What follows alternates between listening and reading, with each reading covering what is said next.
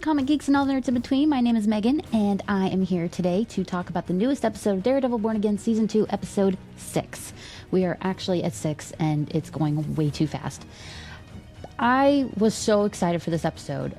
I love that we were getting Jessica Jones. This is my Super Bowl. I love the Defenders. I love seeing them come back, and Jessica Jones especially is amazing. So I was hyped for this episode, and that energy never left. So starting out the episode, it opens up with Wilson next to Vanessa's dead body. There was some tension in the air when the doctor comes in, and I said on Threads, also if you're not on Threads, you definitely should be, because there's a Daredevil watch party where we all talk about it throughout the whole episode. I said on there, Kingpin's about to put the smackdown on this guy, and what did he do? He squeezed him to death. Now that's the Kingpin we all know and love, or hate depending on where you're at. But this is an unhinged Kingpin, and we are off to a really good start. So we see Vanessa's funeral. Kingpin sits by himself, which is I know he's a bad guy. I know he's a bad guy, but it was still really sad seeing him sit by himself. That's all. He wears all white. He sticks out from everyone. It is very symbolic of how he is alone. No matter how much he's built, how many resources he has, he is still the odd man out. Then he just walks out of the funeral to do Kingpin things with his Kingpin friends, I guess. I don't know. Daniel's birthday is also the same day, and BB wants to celebrate, and it feels like BB seems to be catching feelings, or she's a really, really, really good journalist. But the problem is Buck thinks BB is the leak, so now BB is on his radar, and that is not good for our girl. So it then switches to, we get her back. We get her back. We actually get to see Danielle Cage, who is the daughter of Jessica and Luke Cage. I didn't think we'd even see Danielle. I thought the first time we saw Jessica would be on that bridge where she says, "They came to my house, my daughter was there." That's what I thought. No, we actually see like her home. We see Danielle playing. We see people show up who we find out is not the task force. We find out that Jessica's actually been involved for a while, and that she got a call from Matt about all of this, and he promised she would be out of harm's way. Well, that's not true. But yeah, to the next thing, we are back with Bullseye, Daredevil, and Karen, all a happy family in one room. Could not be farther from the truth.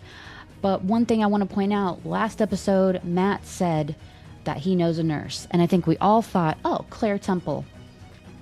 But that wasn't Claire Temple working on Bullseye. So surely that's not the nurse he meant.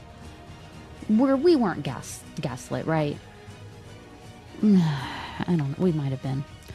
But anyways, Karen wants to kill Fisk, and Matt disagrees. I think this... Okay. If you're a fan of Daredevil comics and all that, you know that Daredevil's kind of an idiot when it comes to these things. Like, everyone's killing people. Everyone's taking everyone out. No one is safe. And you still want to say, we're not like them. We don't do that. But you're on the losing side. I mean, maybe it's time to rethink all of this. Not saying I want to agree with Karen, because I'm not a Karen fan at all. But she might have a point. Someone else who is back in this episode, Mr. Charles. He calls Kingpin and says, "Hi, he stole all my shit." Well, it looks like he's about to get nuts. And that this episode proves that we've seen such a little bit of Charles, but I feel like we've seen enough to know that we should not mess with this guy. So after that, protests against Fisk have begun. They are big, they are wild, and they are not going to stop. So feels like it's hitting a little too close to home, but that's okay. Jessica confirms that her daughter is Danielle and says that her power is coming and going ever since she had a baby. So that was weird, right? I don't understand it. Does this mean that Danielle is powered? Like, what if, stay with me now, what if Jessica transferred some of her powers to her? Or is that too weird? That's too weird, right? It's too weird. That's fine. But let me tell you, seeing Jessica back was my Super Bowl. I am so excited. I'm so excited she's back. And it's just a matter of time before we get Luke Cage and Iron Fist. And we're all just one happy family of Defenders together. And it's amazing. You know who was back this episode? Who I forgot was a character completely the past 3 episodes, Heather. Heather's back and crazier than ever. I completely forgot about her. I did not pay her any attention. I did not think about her once. And here she is back. She attends the funeral of Vanessa, and apparently Heather makes it all about her. She goes up to her room. She's crying. She talks about what happens with Muse when Buck comes in. And it's like, Heather, today's not about you, though. Like, stop. And then Heather tries to choke Buck out, which is a choice. But when she leaves, Buck does look shaken and stirred. I'll be honest with you. He was not well after that. So she's nuts. I think he's kind of into it, though. I'm not here to kink shame. The next thing, Daniel sets up a trap for BB and says Fisk isn't running again. They head to Daniel's mom's house, and she doesn't fall for the trap, thank goodness. BB actually tries to kiss Daniel, and Daniel is so done. He loses it. He can no longer protect her, according to him, because he found a file on her that he knows are the leaks. So their relationship is done. BB is done. And Buck still has her on his radar, so she might be screwed. Karen wakes up Bullseye, who is shirtless and handcuffed, and by coincidence, that's exactly how I like him. Karen aims a gun at his head, and Bullseye thanks her for doing it, but Daredevil stops her. And I knew these two were going to fight over Bullseye. It was so obvious, and it had to happen, because Bullseye's tried to kill Karen how many times? Bullseye killed Foggy, and Daredevil walks in with a passed out Bullseye, and the first thing he says is, "Can I get some help?" You know, this wasn't handled well by anyone. But Karen begs him to let her kill Bullseye, like Matt's gonna say yes. Karen, you gotta think, like, you either gotta pull the trigger or understand that you're not gonna pull that trigger. But whatever. So we go back to the protests, and they're all wearing Daredevil masks, which I thought was really cool, and maybe in our real lives we can look into that, because I kind of did that a lot. While the mob is outside getting crazy, everyone is pissed and screaming, they have signs. Kingpin is inside watching it all unfold until Buck comes in and says the governor is pulling her support of Fisk. While that happens, Karen plays the recordings of the hostages, and Fisk is just having the worst day of his life. So he's just been building and building and building this entire episode, and we're getting the Kingpin we deserve. Not saying he's never ever been bad. He's never been bad. Vincent D'Onofrio is amazing. He plays Kingpin amazingly. But I like an unhinged, getting weird kind of Kingpin. The kind who'll just go choke out a doctor just because. But Kingpin's day is not over, of course, because Daredevil pays a visit to Fisk and says that Fisk needs to walk away from all this because look at how many lives it's taken.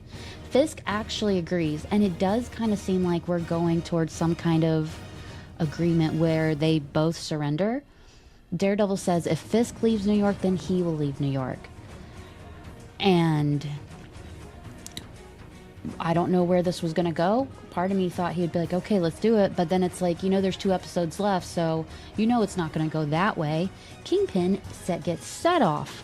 He has a fight with Matt that is so reminiscent of the original Daredevil series, and I loved every minute of it.